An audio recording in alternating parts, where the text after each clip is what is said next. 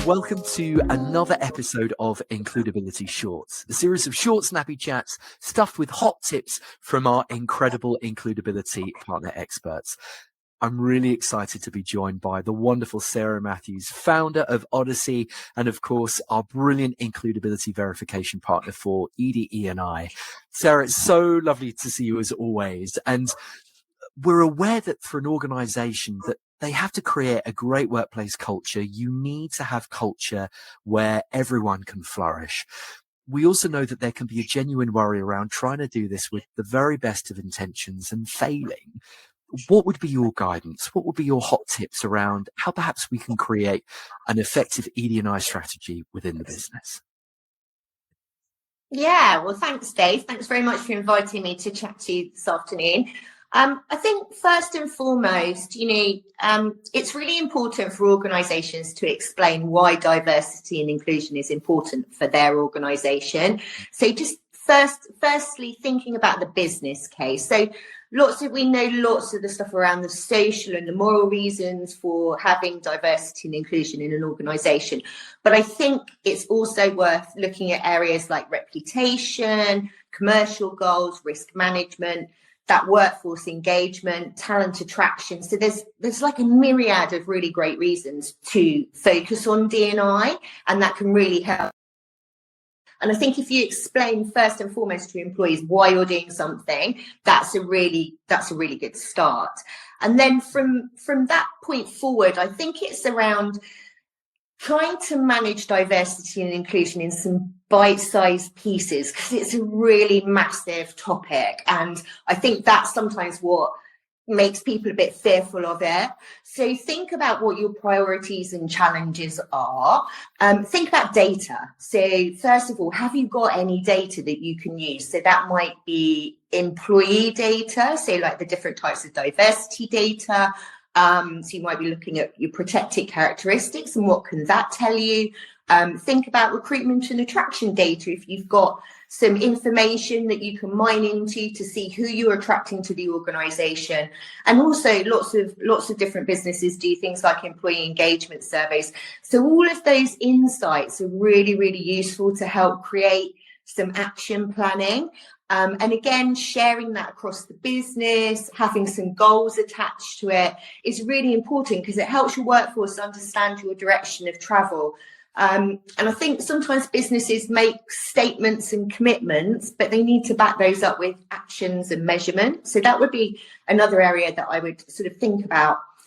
Thirdly, I think about leadership. So this isn't just by seniority. That's not just about, the CEO or the MD or the chairperson. It's about everybody across the organisation that cares and wants to champion change. And different people at different levels can take on leadership roles.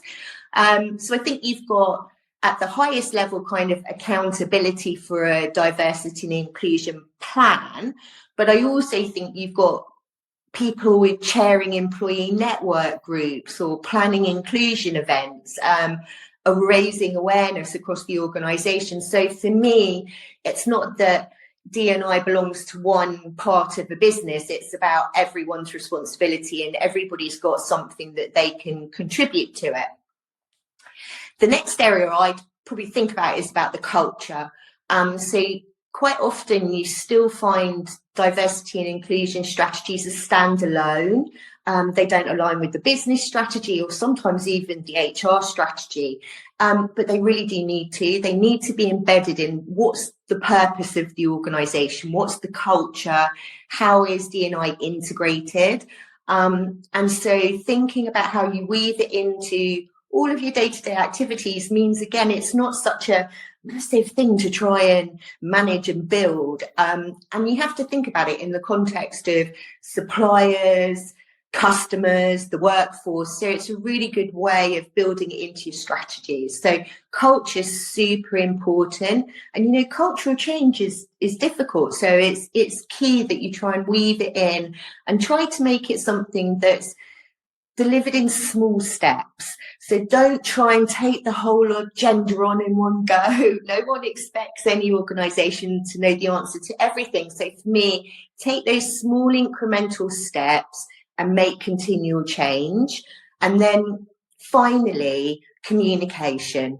Engage with the workforce, tell them what you're working on and why, get their experiences and involvement and insights into your plan to help you develop it, and then keep talking about progress, success and learnings. And I think if you kind of take bits from all of those different areas, it means that it's a much more manageable approach rather than thinking, gosh, I've got to try and create something enormous. This is a way to do it, which is maybe a little bit more effective for organisations. Sarah, thank you so much for all of your guidance and expertise, and for making such a wonderfully rich and complex area something that can be super accessible and can be achieved, which is wonderful. Thank you. It's been a joy to catch up as always. Thanks, Dave. Thank you, and to you and to everyone who has just watched our latest Includability short. Thank you again so much for joining us. And for more of these light bulb moments, please do head over to weareincludability.co.uk. Or of course, you can check out our YouTube and our Spotify channels. Let's keep learning, let's keep growing, and let's make our workplaces more inclusive, diverse, and mentally healthy together. Have a great day, everyone.